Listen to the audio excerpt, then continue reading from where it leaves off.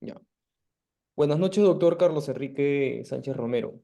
El día de hoy realizaremos la exposición para el curso de Problemas y Desafíos en el Perú actual.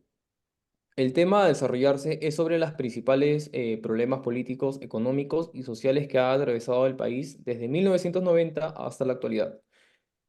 Esta exposición está a cargo de los siguientes integrantes del grupo, ¿no?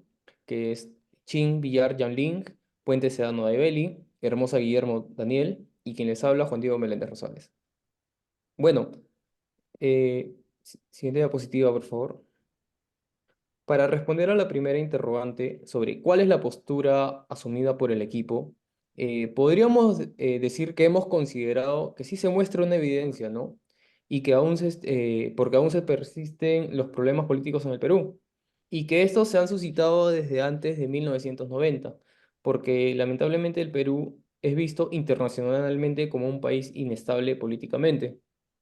En principio, porque se destaca una larga trama de los actos de corrupción y que estos, de cierta forma, ha involucrado a todos los presidentes que fueron elegidos democráticamente, ¿no? En estos últimos años.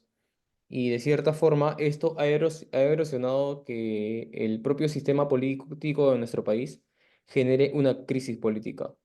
Como por ejemplo en el caso de Alberto Fujimori, ¿no? Que con los famosos Vladivideos se muestran los métodos para sobornar a políticos y congresistas, periodistas y empresarios, y teniendo en cuenta, ¿no? Que estos actos fueron realizados por el ex asesor presidencial, Vladimiro Montesinos.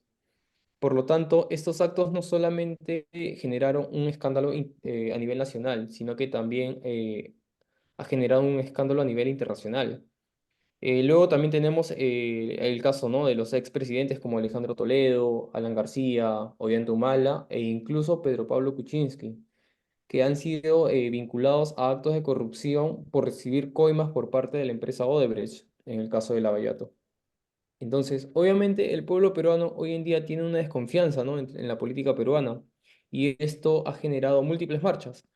Otro punto relevante son los constantes problemas entre el poder ejecutivo y el poder legislativo, ya que estos poderes del Estado no pueden trabajar de la mano o o no pueden generar un trabajo articulado, ¿no? Como para cerrar las brechas y necesidades que tiene el pueblo peruano, porque estas disputas no solo generan un divisionismo en el país, sino que también no ayuda a que haya un desarrollo en el Perú.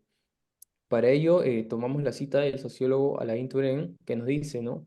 Los movimientos sociales pueden influir en la transformación social.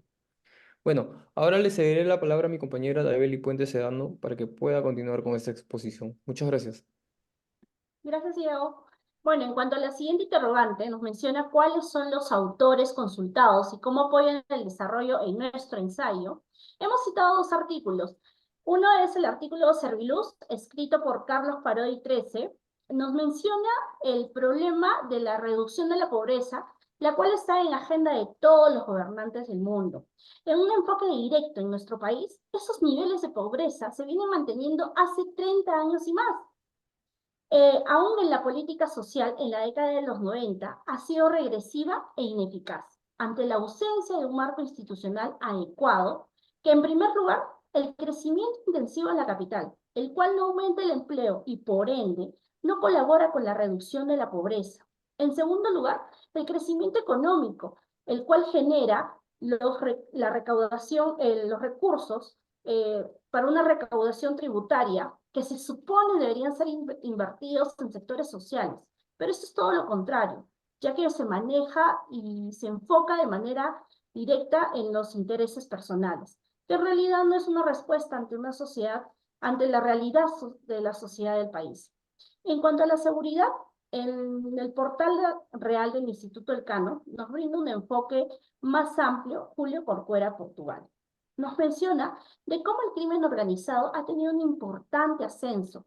Esto ante la falta de seguridad ciudadana por parte del Estado. En primer lugar, se evidencia el incremento de pandillas en el siglo XXI. Y esto fue en ascenso ante el crimen organizado que vino ganando terreno. Si bien es cierto, el Estado vino interviniendo, implementando como operativos para desarticular este tipo de organizaciones, al día de hoy esto es ineficiente, ya que en pleno 2023 no solo estamos eh, con el problema de la seguridad del crimen organizado, sino el alto índice de delincuencia extranjera.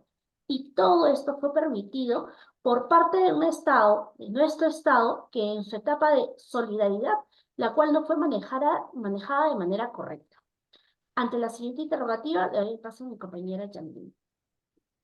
Gracias. Ahora hablaremos sobre qué cambios identificas sobre el tema desarrollado en tu ensayo en la actualidad. Uno de los primeros cambios que se puede identificar fue sobre la corrupción que podemos encontrar en el país, que da un fuerte impacto negativo sobre el desarrollo independientemente de las consideraciones de ética. La corrupción reduce los recursos públicos disponibles, lo cual se puede decir que es un claro ejemplo lo que sucedió en plena pandemia que se dio con el COVID-19, que es un claro ejemplo de la situación del país, que no pudieron controlarla. Los centros de salud estuvieron todos aglomerados, colapsando. Asimismo, aún persisten los problemas políticos en el Perú antes de 1990 hasta la actualidad, porque la corrupción de funcionarios políticos en las entidades de los estados tienen un impacto devastador en el público, en el desarrollo público, social y económico del país, porque afecta a la democracia y acentúa la desigualdad, ya que en el Estado pierde recursos que deberían destinarse a mejorar las condiciones de vida y garantizar el pleno ejercicio de los derechos del Estado, especialmente en las personas más necesitadas. Otro claro ejemplo se puede identificar en el entorno social, es la hiperinflación, que fue momentánea, sí, pero aún así se veía reflejado en los hogares como en el alza precio de la canasta básica que tenía cada hogar. Esto se da para poder contener la tasa de plena pobreza extrema que se veía viendo en el país, tanto como lo menciona la revista de Ciencias Sociales. En 1993 se elaboró la Estrategia Nacional de Alivio a la Pobreza. Esto se fue representando a la comunidad internacional ante el grupo consecutivo del Club de París en junio del mencionado año. Se plantea como principio de base la recuperación económica, la evaluación del volumen y eficiencia del gasto social del Estado, la coordinación como sociedad civil y el otorgamiento de las responsabilidades de las municipalidades y gobiernos locales, a lo cual estos programas ya no existen en esta actualidad, pero se generaron otros con la misma finalidad. Otro punto que podemos observar es el de cuán seguro se siente hoy el día el peruano. Si bien es cierto, se ha incrementado mucho la migración indocumentada estos últimos años, sino también el poco interés del Estado por mitigar la delincuencia. Y esta situación se viene en crecida desde los años 90, ya que no solo se capturó a uno de los líderes más grandes que tuvo el MMJA, su caída fue importante para el país, pero ante el desinterés del Estado por haber generado la caída del terrorista, le presentaron menos importancia a lo sucedido, que se venían perpetuando como el incremento de las pandillas, tal como nos señala la entrevista El Cano.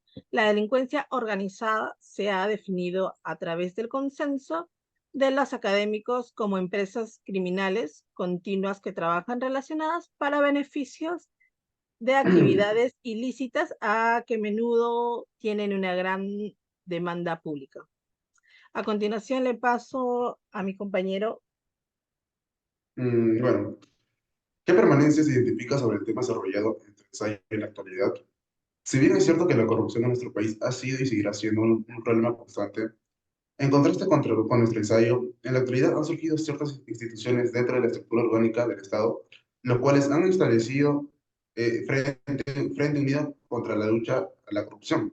Así pues, estas instituciones nacidas con el propósito de investigar y descubrir actos de corrupción han contribuido enormemente al esfuerzo contra la corrupción en virtud de una estructura de gobierno transparente que permita al Perú avanzar como país.